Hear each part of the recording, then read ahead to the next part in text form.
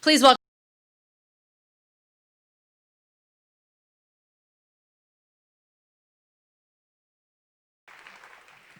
Hey everybody, so grateful to be here with you. Thank you so much to Mrs. Herbert for inviting me and to be a part of this wonderful organization. I'm just glad to be here. So, what do you want to talk about? Not porn, right?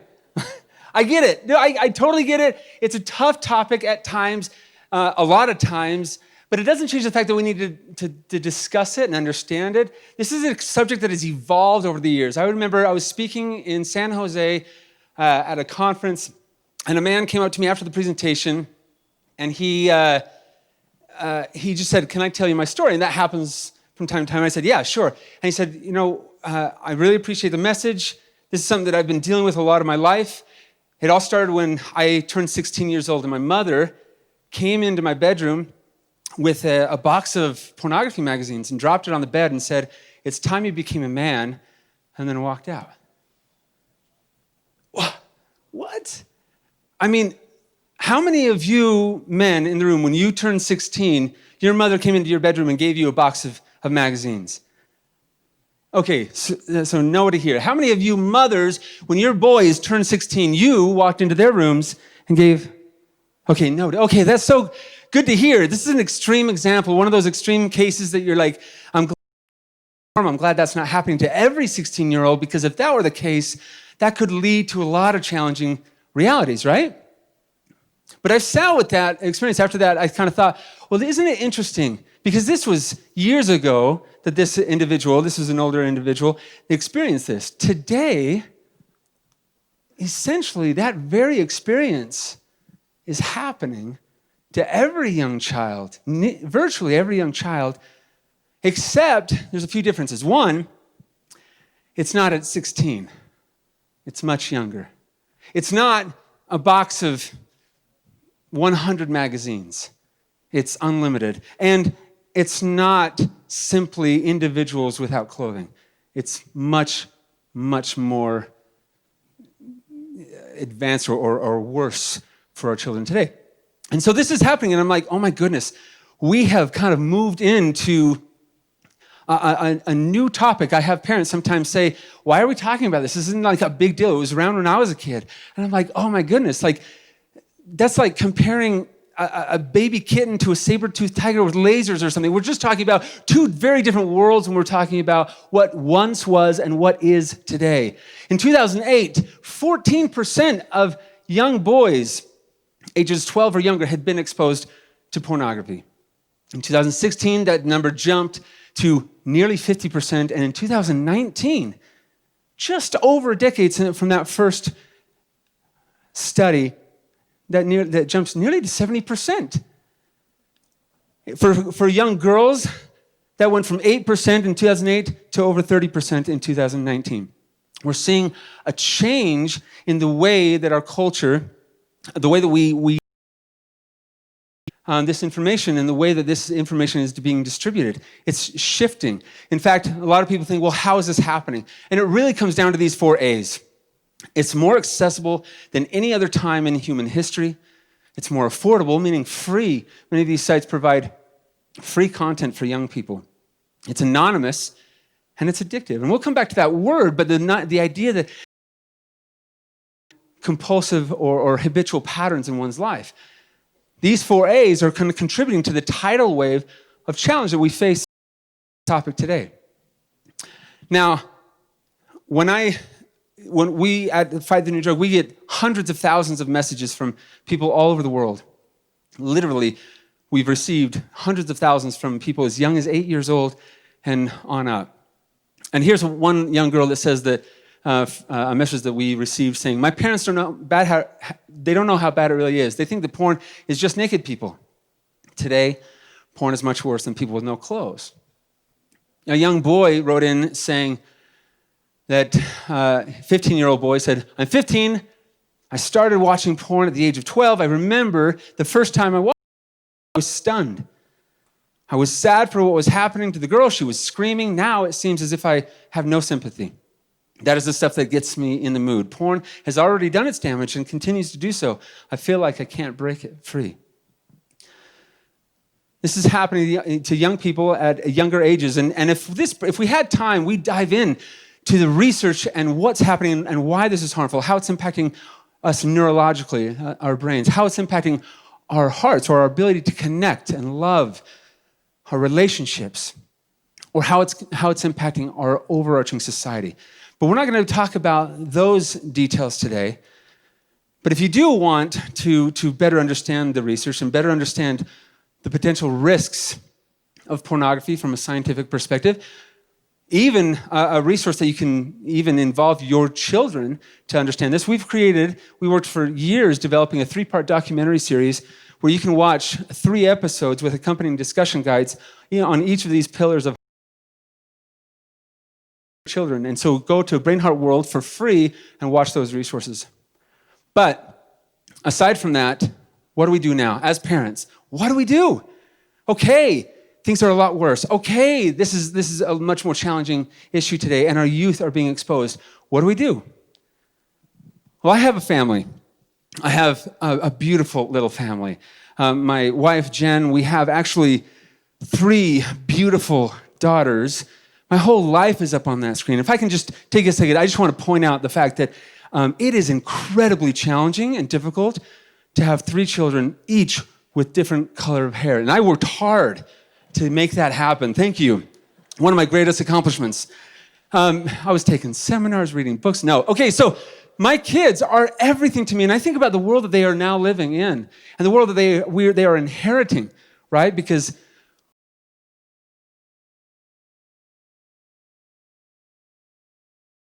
are we making, and what world are we handing on that as a parent? And so I want to talk about what we can do on this topic. And I guess we could start by just saying, why? Why do kids turn to this? Why do you think? There's a lot of reasons. There's perhaps reasons of escapism and coping. But what's the number one reason why kids turn to pornography? Does anyone know? What's that? Curiosity. Number one reason is because they're curious. We live in a world much more sexualized than it's ever been, and therefore information is around us much more than it has ever been for our youth, and therefore they're like, what is that? What's going on? Why is that? Not to mention the fact that they're being targeted, but nonetheless, this is why they're turning to pornography, is because they're curious. And so when we think about that, and we think, okay, so what can we do as a parent? They're not being educated around certain details. We need to start with teaching our kids sexual integrity or healthy sexuality, what it is.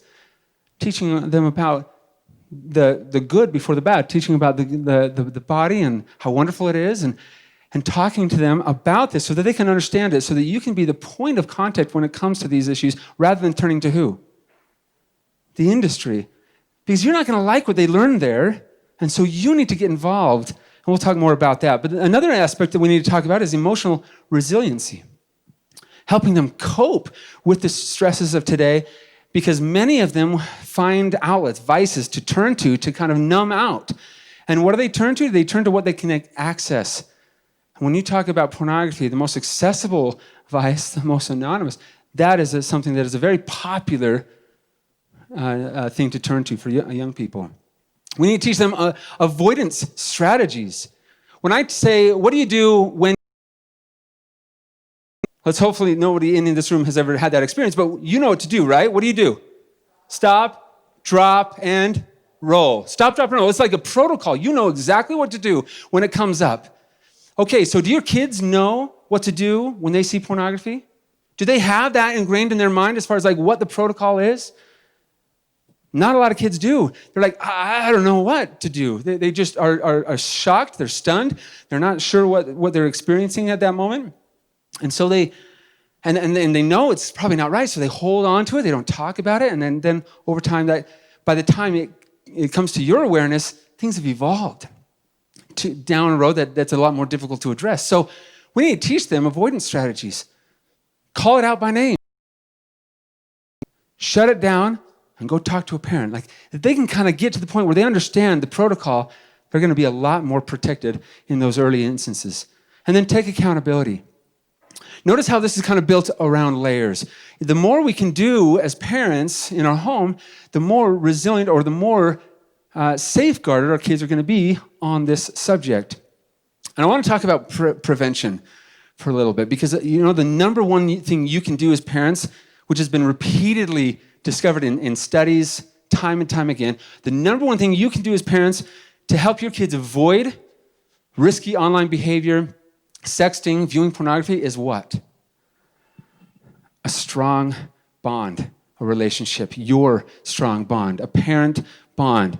This study recently confirmed more of this, saying that a strong parent-child attachment was highly associated with teens avoiding risky online behavior. Teens who reported strong relationships with their parents were less likely to experience problematic internet use, viewing pornography, or participating in sexting. So that's the number one thing, and that's something that we are constantly working toward, strengthening that relationship. Because as that relationship is strong and they feel comfortable in problematic internet use, for support and help and questions rather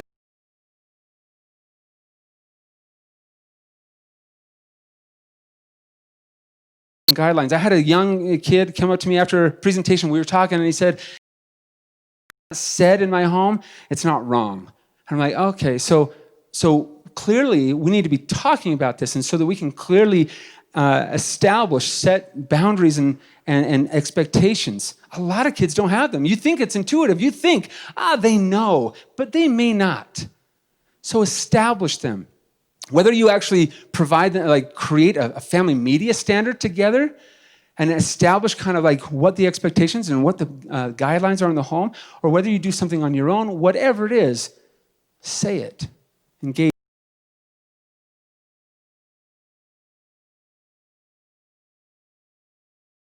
Talking about. A lot of you expect, to see a list of technology or software solutions, all of which are great and they should be implemented in the home. But what I'm referring to more specifically is the check-in, the interaction, the constant communication that you have with your child and how important that is.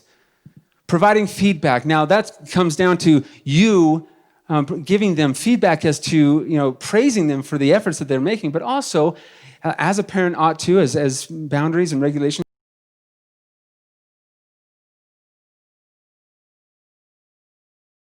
instigate those consequences in the home. A lot of parents want to know the answer to these three questions. When should I talk about it? How do I bring it up? And what should I talk about? What do you think? When?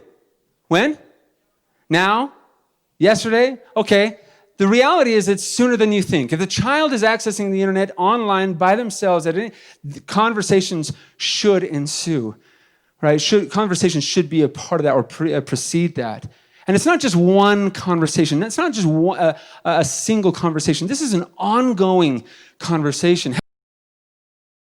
Like, your parents sat you down and talked to you about, sex and other types of things like that. The talk, the birds and the bees. Raise your hand if you had that talk.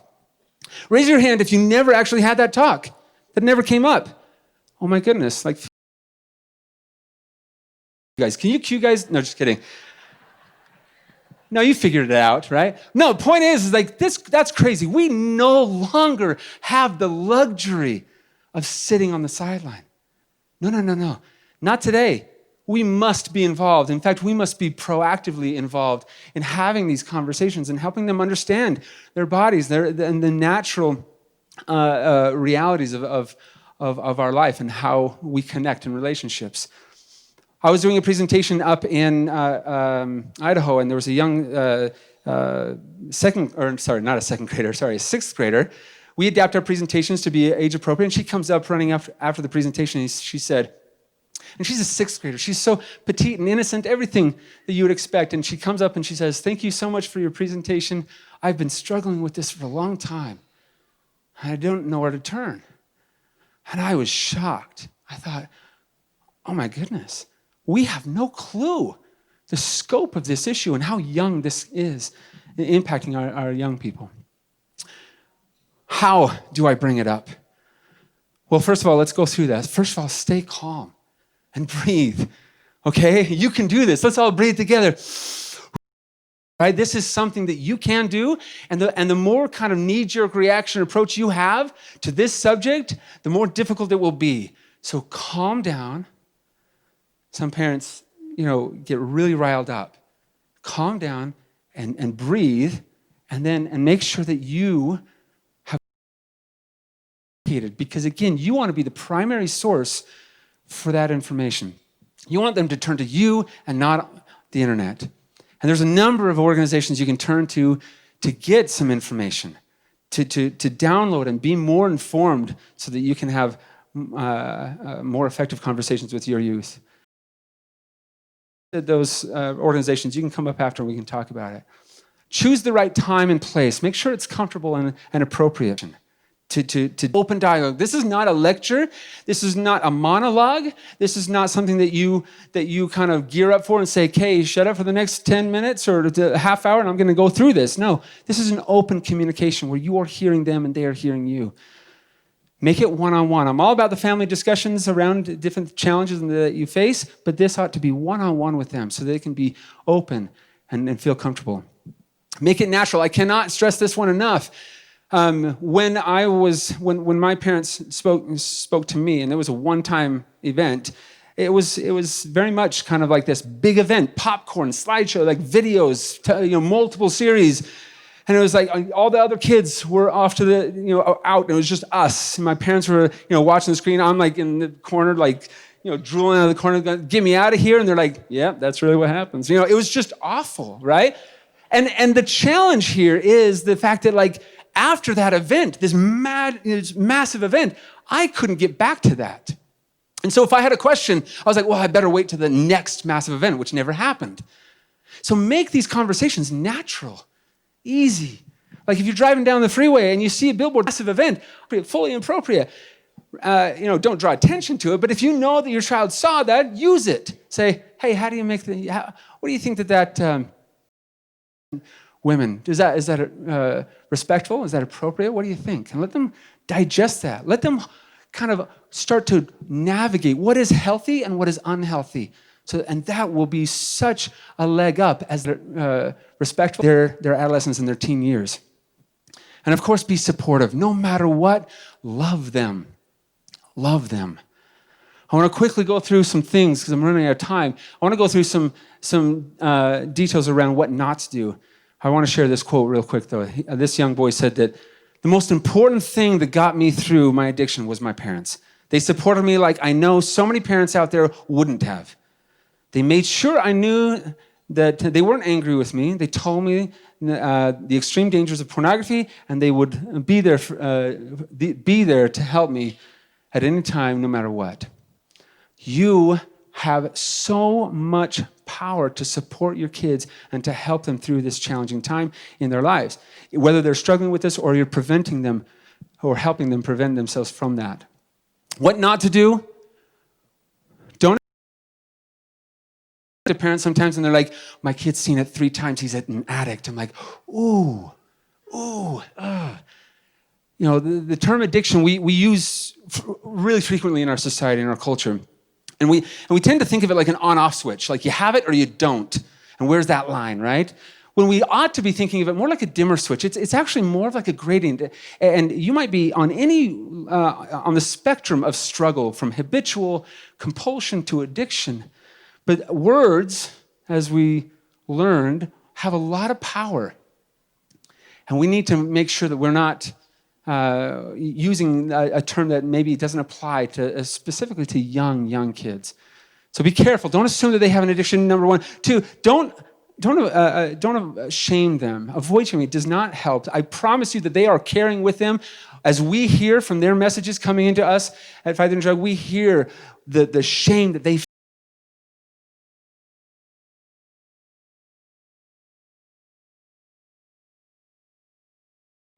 You need to respond with love and support and understanding and help them, get out of that. Don't blame yourself if they struggle. I wish I could spend more time on this one, but don't blame yourself. They're living in a world that's pushing them from behind with enormous force to struggle with this. When I hear about a teen that graduates high school that has never struggled with this, I'm like shocked. I'm like, what? How'd you get out? The reality is it's more of like, not if, but when and to what degree. So again, what not to do. Last, I want to talk about what we should say. So first, ask questions and listen. Don't say much. Listen, hear them. What do they understand? What don't they understand? So that you can formulate your responses. Teach them the good before the bad. Help them understand that sex isn't terrible and that our body, that these are wonderful and beautiful things in the right place, in the right time, with the right person. Number 3, share your family values. Support it with science. Most parents skip this one. They kind of said, this is what we believe. But the children are figuring themselves out, and they're figuring out what they believe. So support it with science. And the good news is that there's a lot of science today to support many of your family values. And number 5, repeat. Again, repeat, repeat, repeat. This is an ongoing, layered conversation that starts sooner than you think and on into their adulthood. If you want more guidance on this, there's a website you can go to, ftnd.org/blueprint, to kind of help you navigate conversations with your youth or navigate conversations with peers or friends as well. If somebody might be struggling with this, I want to make you aware of this resource, as was mentioned earlier as I was introduced. This is a free resource for young people, and they can get the tools and resources and support and information that they need to help them overcome this challenge, as many hundreds of thousands have up to this point. So be aware of that resource as well. Now, I want to conclude with just a kind of a reminder of these things. First, number 1, love them. Build a foundation of trust and compassion and understanding. Number 2, get involved. Do not sit on the sidelines. Even though you don't know how, you feel like this is just too difficult, or you figure somebody else is going to inform them or educate them, you, as a parent, need to be involved on this subject. Number 3, create boundaries and establish guidelines. Number 4, check in regularly. Talk to them. Discuss this. Be vulnerable with them. Talk about how you're not the image of perfection, that you understand, you sympathize with their challenge, whether it's because of something that you experience or that you understand just because you understand the world that they're living in. And number 5 is give feedback. Love them and support them through their challenges. Praise them for their efforts. And I can be daunting, but in just conclusion, I want to read one of my favorite quotes of all time by Edward Everett Hale. He said that I am only one, but I am one. I cannot do everything, but I can do something, and I will not let what I cannot do interfere with what I can do. And parents, you can do a lot. So I implore you to get engaged, to support your children, and to love them as they navigate this challenge. Thank you so much. I appreciate it.